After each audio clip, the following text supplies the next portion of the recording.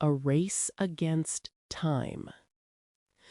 With the shimmering crystal nestled in their pocket, Alex couldn't shake the exhilaration that surged through them after their first taste of time travel. Each moment spent in the 1920s with Clara had ignited a flame of curiosity and adventure that was impossible to extinguish. Alara's warning echoed in their mind, but the thrill of exploration was too intoxicating to resist. Determined to experience more of history's wonders, Alex activated the pocket watch once again, its gears whirring to life as they felt the familiar pull. This time, they set their sights on one of the most pivotal moments in American history, the signing of the Declaration of Independence. In an instant, Alex found themselves in Philadelphia, July 4th, 1776. The air was thick with anticipation as delegates gathered in Independence Hall, their voices a blend of hope and dissent. Alex stood in awe, watching as John Hancock boldly signed his name, a flourish that would become legendary. "Who are you?" a voice suddenly interrupted their reverie. Alex turned to see a young man with a quill in hand, curiosity dancing in his eyes. I'm just a traveler," Alex stammered, marveling at the opportunity to converse with one of the founding fathers. "Ah, a traveler. You must have tales from distant lands," he said, leaning closer. "What news do you bring?" With the pocket watch's radio feature activated, Alex found themselves sharing stories of modern inventions and ideas. They spoke of democracy's evolution and how the very principles they were debating would shape future generations.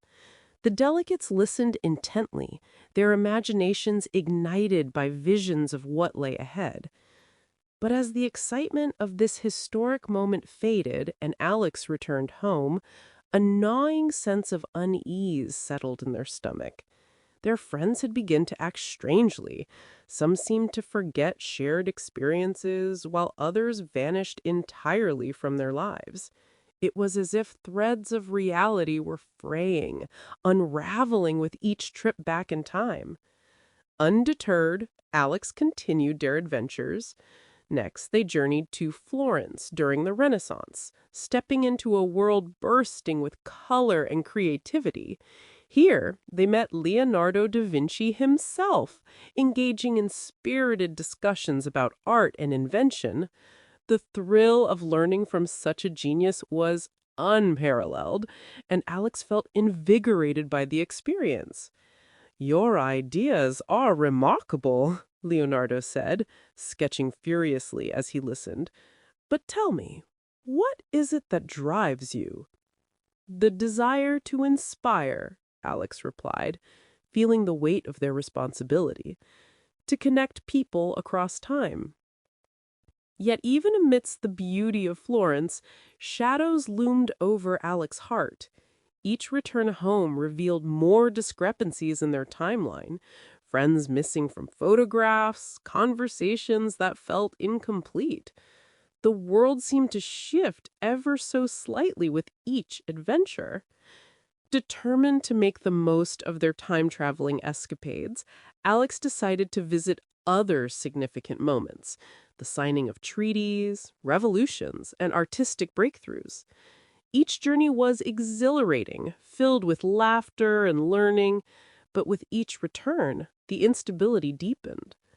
One evening, after returning from a lively gathering during the Harlem Renaissance, Alex discovered something truly alarming. Their closest friend, Jamie, had completely disappeared from existence. The realization hit hard. Jamie had been a constant presence in their life, a source of support and laughter. Now there was only silence where memory should have been.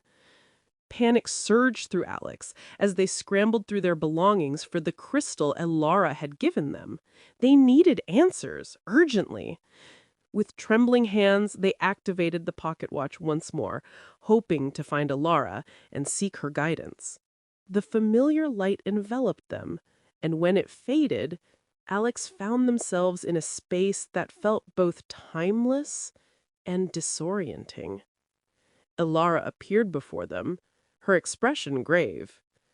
"You've returned," she said softly, "but I sense great turmoil."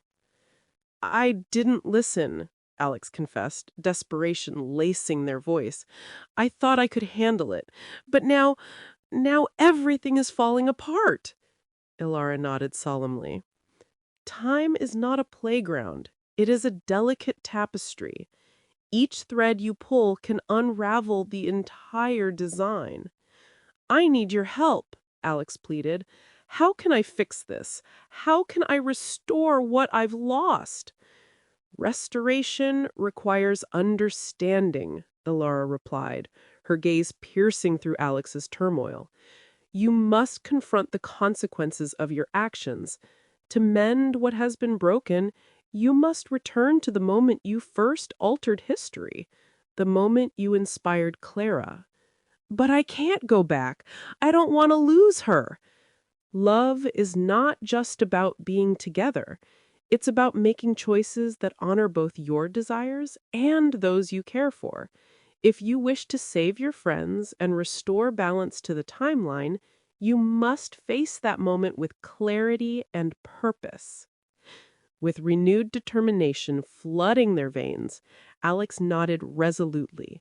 They would return to Clara, not just for themselves, but for everyone who had been affected by their reckless adventures. As Alara faded from view and the mist began to swirl around them once more, Alex took a deep breath and focused on the memory of Clara's laughter, the way her eyes sparkled when she spoke of her dreams. They would find a way to inspire her without disrupting the very fabric of time. With the pocket watch ready in hand, they prepared for one final journey, a race against time to restore balance before it was too late. The fractured timeline. Alex stumbled back into the present, the familiar surroundings of their room feeling foreign and unsettling. The air was thick with an eerie silence, and a deep sense of dread settled in their stomach.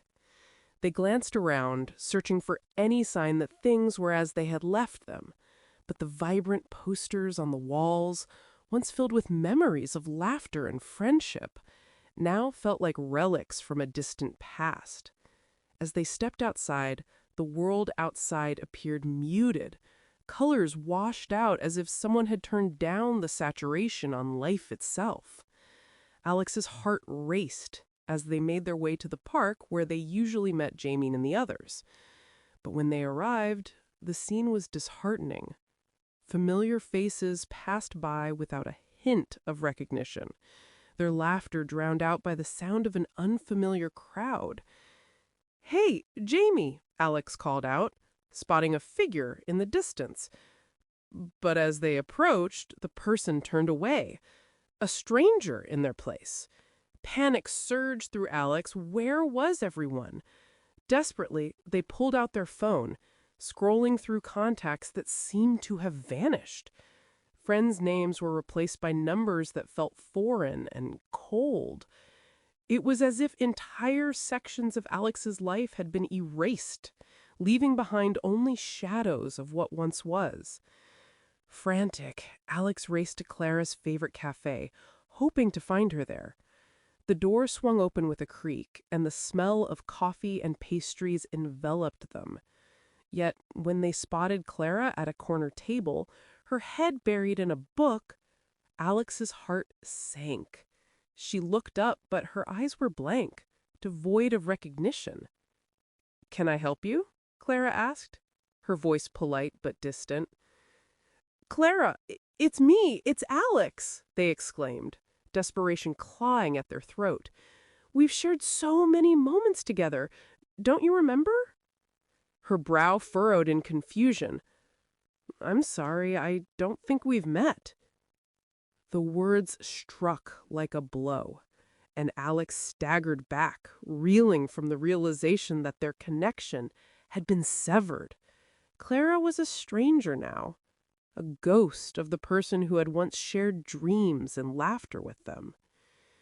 Determined to fix the timeline, Alex knew they needed answers. They returned home and rifled through old notebooks and journals, searching for clues about significant events that had shaped their friendships and the world around them. But everything felt fragmented. Memories were slipping through their fingers like sand. Just as despair began to settle in once more, a crackle interrupted the silence of their room. The pocket watch flickered to life with a soft glow, and the radio feature hummed with static before a voice emerged, a voice that sent chills down Alex's spine. "Alex, is that you?" It was Clara, but not the Clara from this altered reality. This was the Clara from the past, the one Alex had traveled with. "Clara, I can hear you!" Alex shouted, rushing to the watch. "What's happening? I need to know how to fix this." "I don't have much time," Clara's voice crackled through the static. "I'm trapped in a moment where everything feels wrong. I can feel time shifting around me. Something has changed." "What do you mean?" Alex pressed, heart racing.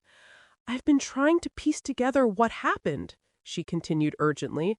"I remember our conversations about inspiration and change. You told me that we could shape our futures, but now it feels like someone is rewriting history." Alex's mind raced as they connected the dots. "It's me! I've been time traveling. I thought I could inspire you." "Alex, you need to stop," Clara interrupted, her voice rising with urgency. "You're creating fractures in time. People are forgetting." Storytime English encourages you to review this video again to master the more difficult pronunciations, and to subscribe in order to get notified about future content. Wishing you safety and well-being until next time.